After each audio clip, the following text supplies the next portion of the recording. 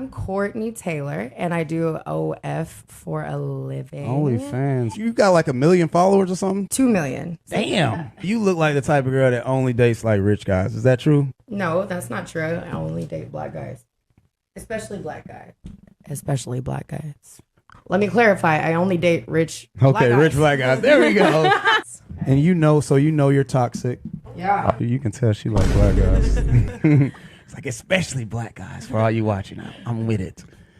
Do you like to be fully controlled, or do you? I like to be submissive. Pretty well, yeah, in the bedroom. Yes. But like in my life, I don't like anybody to tell me what to do. Yeah, so you only want them to tell you what to do in the bedroom. Other than that, you don't want them to tell you anything.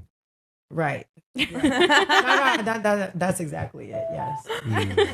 So that sounds like you're a control freak with your relationships. Be careful with this one. She's gonna boss you around like exactly. Sweet toxicity. So you only date rich black guys. So like, have you ever dated like any politicians or only like rappers or athletes, or what kind of rich black guys? No dope boys, no politicians. Just strictly athletes. I mean, well, dabble here, dabble there, a little bit. Have you ever dated any celebrities? Dated? Well, I mean, yes. What celebrities have you dated?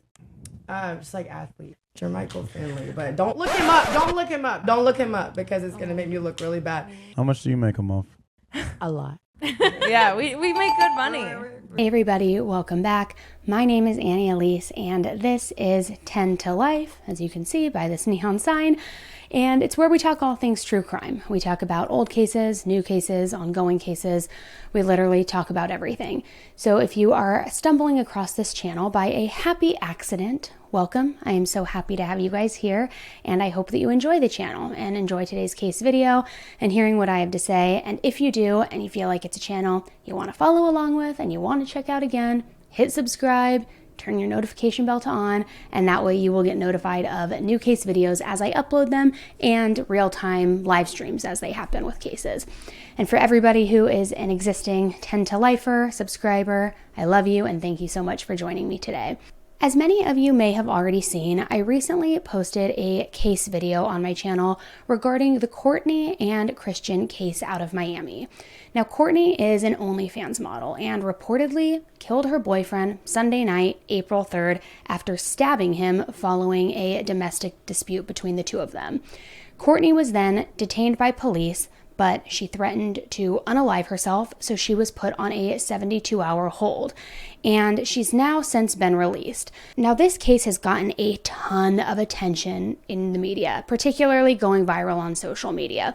So if you haven't heard about this case, and if you're not familiar with it, I'm going to link that earlier video I did here. It's literally 10 minutes. It's a quick watch. That's the one where you are going to hear the full breakdown of the case with the actual details. Here, we are going to be doing updates today because now we have new footage from that night, alarming social media posts that have surfaced, Courtney's attorney speaking out and giving basically what her defense is to all of this, and so much more to talk about regarding this case.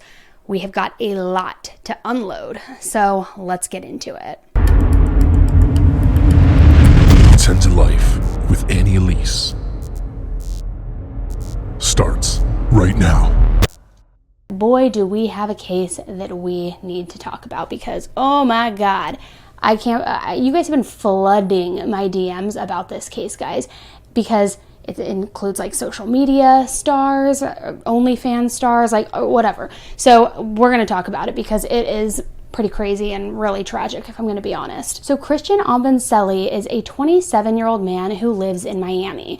And according to his friends, Christian is caring, has a great spirit, super high energy, bright, intelligent, and really would just put a smile on anybody's face who he met. And Christian's girlfriend's name is Courtney Tailor. Now, she's also known as Courtney Tailor. That is like her stage/social media name. And Courtney's 25 years old, and she is a social media influencer. She also creates content on OnlyFans, which, look, I'm not very familiar with OnlyFans. I don't know if the right description is creating content, but whatever. We're going to say that. She also creates content on OnlyFans, and she has over 2 million followers on Instagram. So, like a social media maven, social media little princess. I don't even know what you would call her. So friends say that Christian recently moved to Miami and was living with his girlfriend Courtney at One Paraso. I don't know if I'm saying that right, guys. I don't know how to do the fancy talk. But anyways, this building is a luxury waterfront high-rise building in Miami. It is beautiful. These like penthouses are absolutely stunning. It is just luxury to the max. So life seemed great. These beautiful people, this beautiful house, this beautiful love story, it all looked great, right? But if we all know one thing, it is that social media is the highlight reel. It is not the reality. And this seems to be a case of that once again. Because from the outside, it appeared that this couple had it all. Love, looks, money, social media fame. But behind the filtered curtain, things were much, much darker.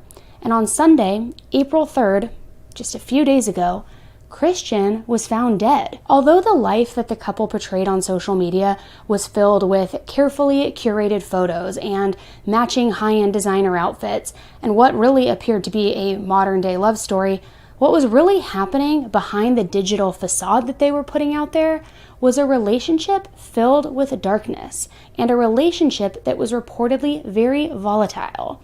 So according to close friends, the couple's relationship was far from perfect.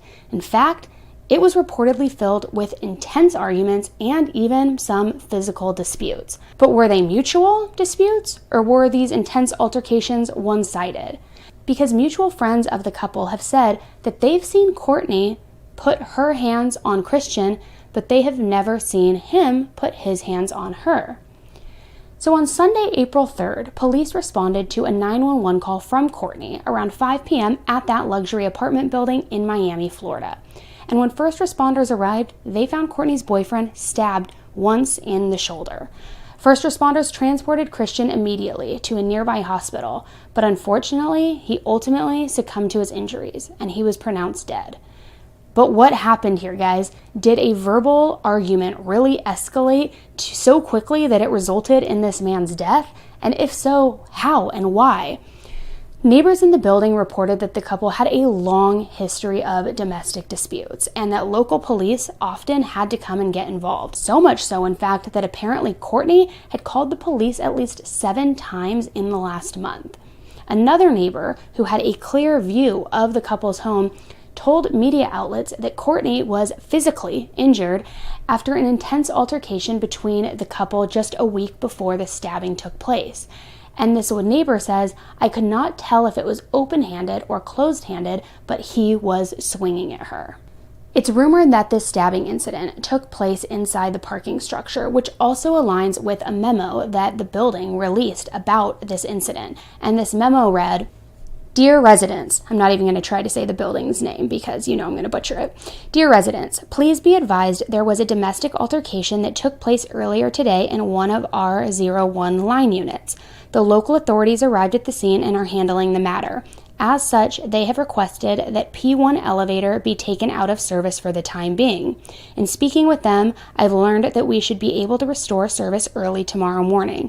Rest assured, there are no safety concerns with our elevator nor the property. We apologize for any inconvenience this may cause." And then it is signed by the general manager of the condo association. And new tonight, a man stabbed to death in a posh apartment building in Edgewater. Police tell us this was the only homicide they've had in this area so far this year. Yeah, very high-end building here. Let's get straight to CBS 4's Joe Gorcho with what we know so far about the story. Joe.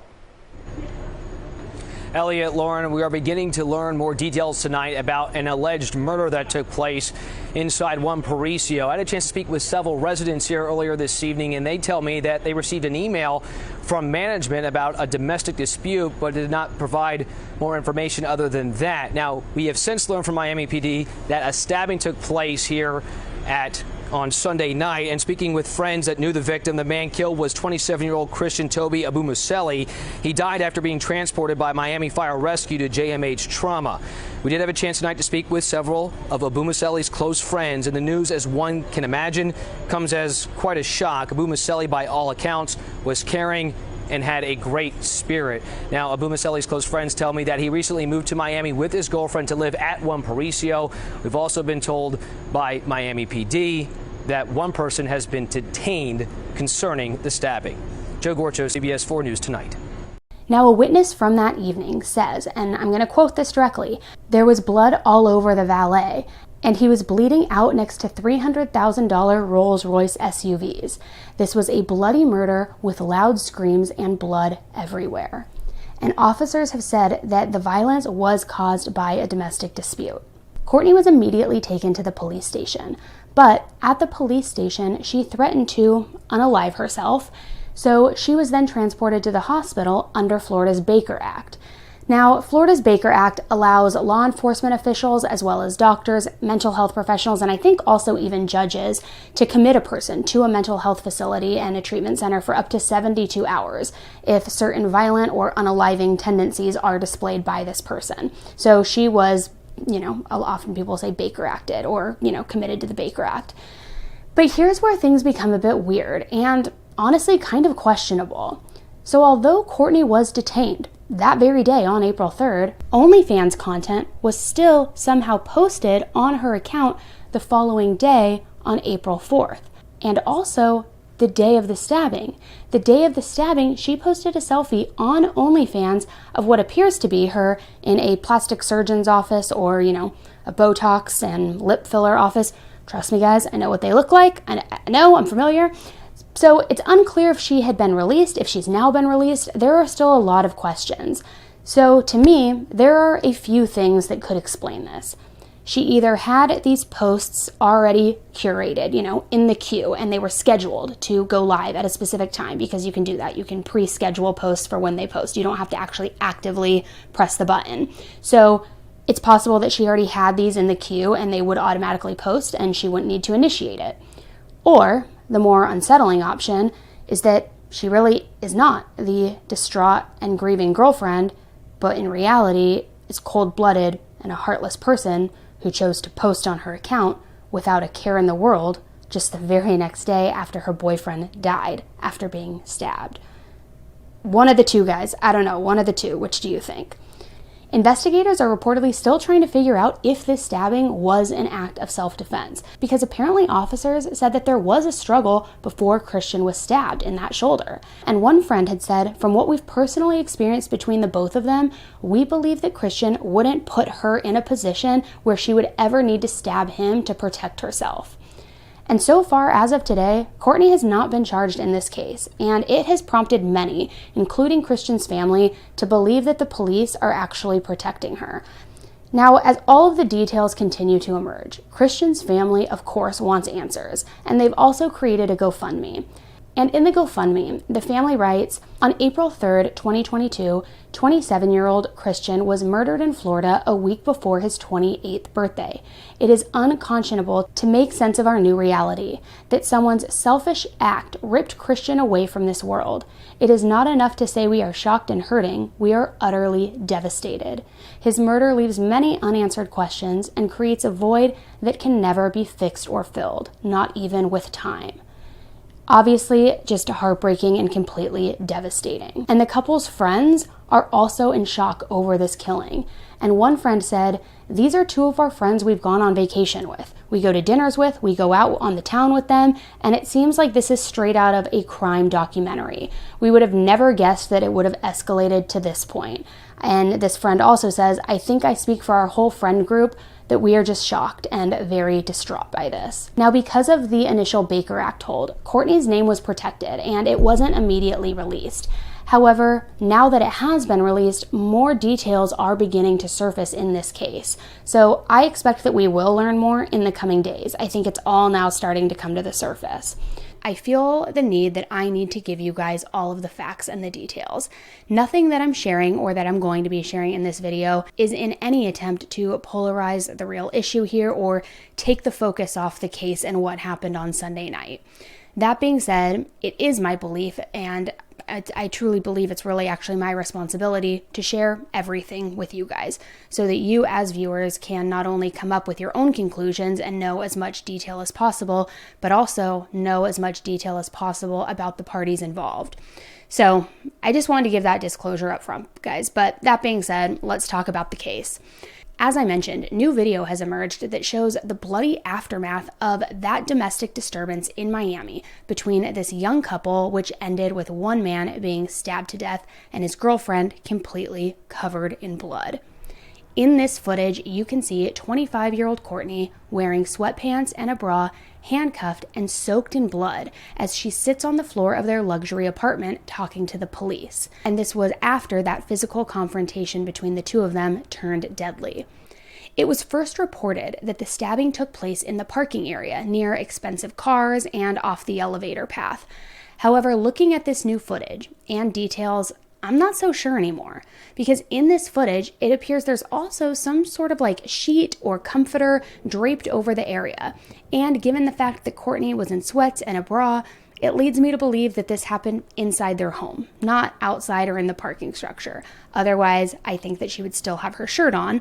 I also believe that if she had taken her shirt off in an effort to clean up or something like that, that she would have put a new one on. She probably would have taken her sweatpants off as well. So it just leads me to believe that this, whatever took place, happened inside the unit due to, the video and due to what she's wearing. And also, if you look at the floor plan of their unit as well, you can see that the room in which she is sitting down on the floor next to the comforter in this footage is the bedroom right off the balcony where somebody is clearly filming from across. Now, there also are some rumors out there suggesting that Christian may have even been asleep when the stabbing took place, yet that has not been confirmed.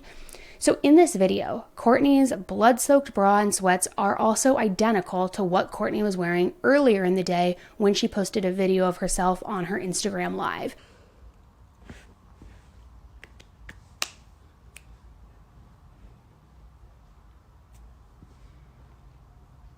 Where do I see myself in 5 years? That's a good question. Okay.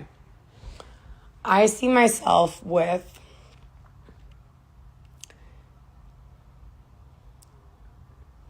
say 2 children. I would say at least 1 kid. In like 5 years, I want 1 kid. Should I have a daughter or a son? I want like a kid. A few houses. Business going on.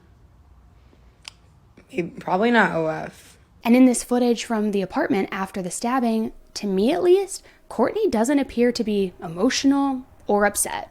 She isn't crying, she isn't hysterical, and she honestly just kind of relatively seems calm. And perhaps she is in shock and distraught by what just happened and, everything, like the reality setting in. But also, is it possible that maybe she doesn't feel remorseful? It's also been reported, I want to mention, unconfirmed, that Courtney did not attend the funeral.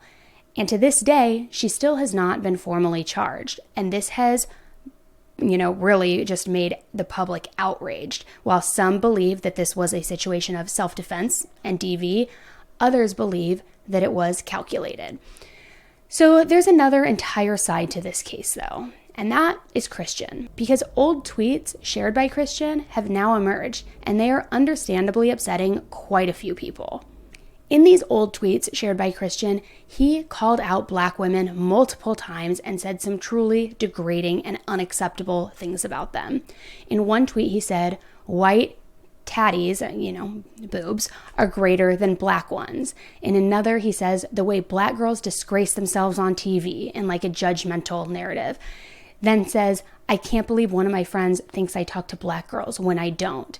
Another tweet of his says, full of ignorant Black women. And then another, once again, I'm tired of these Black girls in my government class. Finally, another tweet, one of my friends said, Black girls are born knowing how to shake their ass. And I replied, honestly, I don't care, they're not my type. Now, many people in the public, women particularly, are calling for Black women not to stand behind what happened to Christian, and calling Christian out really as going off on social media, belittling these Black women while praising white women, only to then be killed by a white woman, his girlfriend. And in one of the many tweets that are summarizing that sentiment, it reads, I just got one thing to say about this Christian Toby Abamselli situation. Do not call us. Everybody wants a black woman to rally behind this black man that was killed by the very woman he craved. Call his community, not us. He don't want nothing from us. Respect his wishes. And in that, she has embedded some of those tweets that I read to you. So a lot of a divide out there in the public right now. Now, were his tweets absolutely disgusting? Yes, hands down. Although that does not mean he does not deserve justice if he truly was murdered in cold blood. If this were an act of self-defense, on the other hand, well, then deserving justice is a very different story. Now, Courtney's defense attorney is speaking out. And her attorney said that she was a victim of DV and acted only out of fear for her life. And this attorney is quoted as saying, as Courtney struggles with the pain of being a survivor of DV and the aftermath of the events that evening, we ask that the community and Christian's family allow the police and the state to conduct their independent investigation of the events. This is a tragedy for all involved, but it was not criminal conduct, and the investigation will reveal exactly that. In my previous video, we spoke about what some of the friends were sharing, the mutual friends of Courtney and Christian, and how they did have a very toxic and rocky relationship. Well, new information has also surfaced, and the couple had apparently broken up last month, and Courtney's mom came and visited to help Courtney, who was apparently afraid of leaving her apartment because reportedly Christian kept trying to find ways into the building and he would sleep in common areas, and multiple sources said this.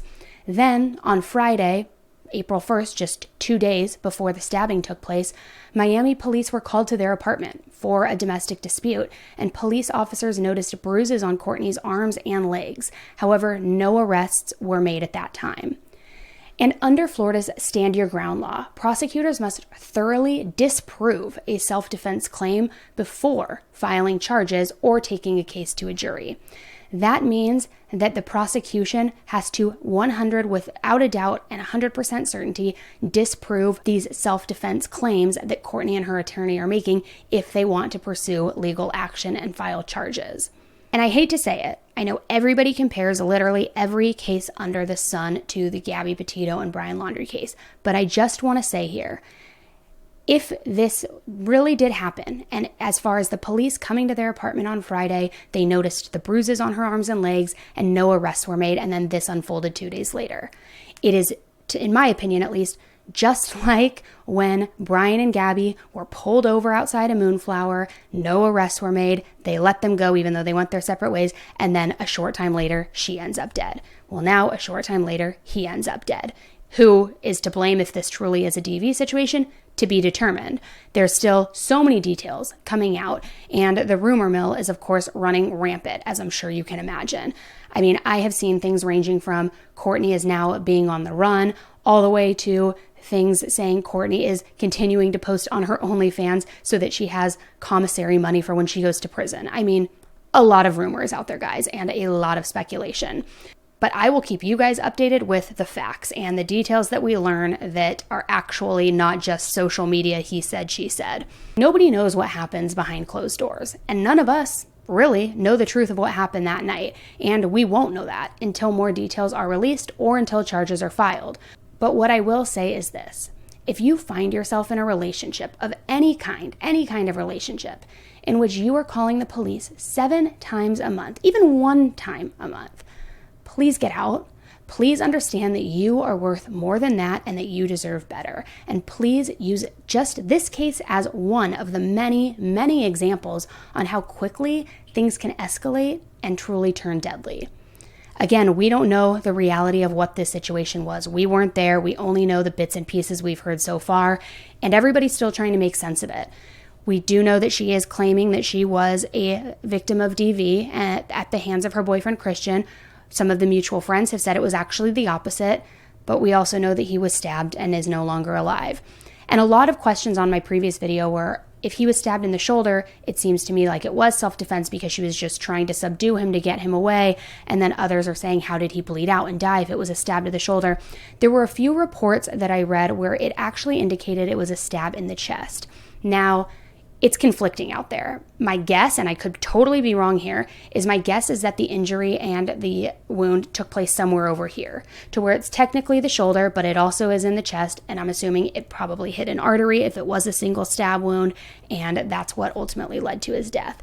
Now, does a stab wound right there dictate self-defense or not? No, absolutely not. It absolutely could be self-defense, or it could absolutely be somebody on top of somebody if they're sleeping, and instead of going here, they go here, because going here is, a little, I don't want to say too direct, because it's direct either way you do it, but like it's in the heart. I don't know. So again, until we get actual arrest affidavits, should there be any arrests made, discovery, anything like that, or the autopsy, of course, too, we're not going to know all of those details. So I'll keep you guys updated. If you're following along, hopefully this video doesn't get flagged. I already got flagged all over TikTok this morning for talking about this, so we'll see. But I will keep you guys updated, and I'm curious to know what you think of the situation. Do you believe that Courtney was, unfortunately, a victim of DV and was protecting herself, especially if she was trying to break up with him and had her mom there to help him and he kept working his way into the apartment? Or do you think that because Florida does have the stand your ground law, which means prosecutors have to thoroughly disprove any self-defense claim before charges, do you think that the DV claim is being used as a tactic to delay, because now they of course have to investigate even further and disprove that entirely? I don't know. It could really go either way. So let me know what you guys think in the comments below.